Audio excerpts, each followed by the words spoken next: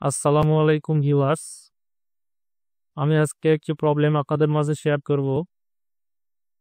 প্রবলেমটি হচ্ছে পাসপোর্টের রিনিউ অথবা নতুন পাসপোর্ট করার জন্য যে টাকা পেমেন্ট করতে হয়, তো সেই বিষয় নিয়ে আমি একটি ঝামেলায় পড়েছিলাম। পরে আমি সেই ঝামেলাটি থেকে উদ্ধার হয়েছি। সেটি কিভাবে হলাম সেটি আমি আপনাদের মাঝে একটু শেয়ার করব। ইদানিং অটোমেটেড চালানের যে এনআইডি সার্ভারের কানেকশন সেটিতে ঝামেলা করতেছে।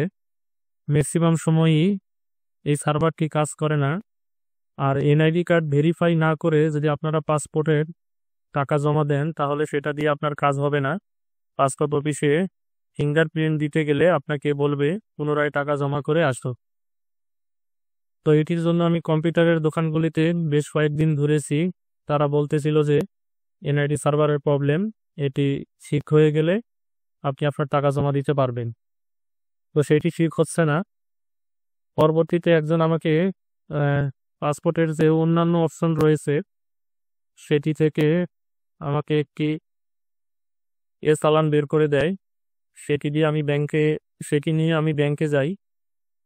ব্যাংকে যাওয়ার পরে ব্যাংকের যিনি টাকা গ্রহণ করেন উনি বললেন এটা দিয়ে হবে না, আপনাকে এনআইডি ভেরিফাই করেই নিয়ে আসতে হবে। পরে আমি অন্য আরেকটি কম্পিউটারের দোকানে গেলাম। উনি আমাকে বলল যে তাকে 300 টাকা দিতে হবে এক্সট্রা। উনি এই টাকা দেওয়ার যে লাইবিলিটি আছে সেটি উনি নেবেন। যদি আমার এই টাকাটি বাউন্স হয় তাহলে উনি পুরো টাকাটা আমাকে ফেরত দিবেন। তো আমি চিন্তা করে পাচ্ছিলাম না কি করব। তারপর আমি যে বিভাগীয় passport office Agargaon passport office সেখানে গেলাম। সেখানে যে হেল্প ডেস্কে কথা বললাম তারা একই কথাই বলতেছে যে এনআইডি ভেরিফাই করে টাকা জমা দিতে হবে, তা না হলে কাজ হবে না। তো তারাও সঠিক তথ্য দিতে পারতেছে না। এখন ওখানে আমি কয়েকজনকে জিজ্ঞেস করলাম, তারা বললো যে তাদেরটা হয়ে গেছে। তারা কিভাবে করলো জানি না। আবার কয়েকজন বলতেছিল যে তাদের একই সমস্যা। পরে আমি ব্যাংকে গেলাম, আগারগার পাসপোর্ট অফিসের পাশেই যে সোনালী ব্যাংক সেখানে গেলাম। সেখানে যাওয়ার পর ওখানকার এক আপা, মানে ব্যাংকের যে টাকা জমা করে নগদ গ্রহণ করে, ওনার সাথে কথা বললাম। উনি বললো যে এনআইডি সার্ভারে কাজ হচ্ছে। তো আমি বললাম আমি তো 2 দিন 3 দিন থেকে ট্রাই করতেছি, কাজ হচ্ছে না, তো আপনি আমার এটা একটু করে দেন। পরে উনি খুব সুন্দর মতো আমার এনআইডি ভেরিফাই করে পাসপোর্টের টাকাটা জমা নিয়ে নিল। আমি পরে বুঝতে পারলাম যে এদের কাছে হয়তো আলাদা কোনো লিঙ্ক রয়েছে, যেই লিঙ্ক দিয়ে এই ব্যাংকের যে কর্মকর্তা আছে তারা এনআইডি ভেরিফাই করতে পারে। তো আমার পরামর্শ একটাই, আপনারা কোনো দোকান অথবা অন্য কোথাও থেকে কারো কথায় টাকা জমা দিবেন না।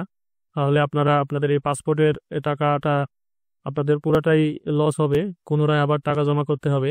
আপনারা ব্যাংকে যাবেন, ব্যাংকে যে ব্যাংক কর্মকর্তার সাথে কথা বলবেন, তারা আপনাকে কোনো একটা সলিউশন দেবে।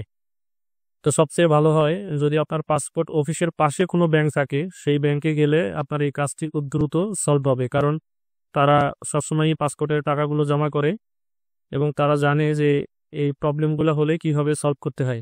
আর অন্য অন্য ব্রাঞ্চে তারা পাসপোর্টের টাকা সবসময় জমা করে না, হয়তো বা এজন্য তাদের কাছে আপডেট কোনো নিউজ থাকে না। আমার এই এতটুকুই ছিল আপনাদের উদ্দেশ্যে বলার জন্য।